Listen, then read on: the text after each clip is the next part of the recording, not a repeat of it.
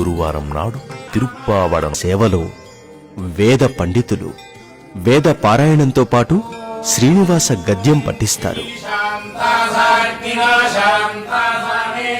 శ్రీ వెంకటేశ్వర స్వామికి బంగారు వాకిలి వద్ద నుండి నేరుగా సమర్పించే అన్న నివేదన ఇది.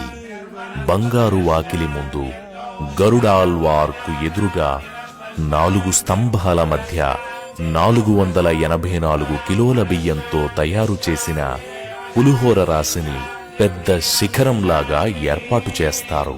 పులిహోర అన్నరాశిని కొన్ని భాగాలుగా తయారు చేసి పైభాగాన పెద్ద అన్నకూటాన్ని శిఖరంలాగా 8 దిక్కులా 8 శిఖరాలను ఏర్పాటు చేసి అన్నరాశిని నైవేద్యానికి సిద్ధం చేస్తారు.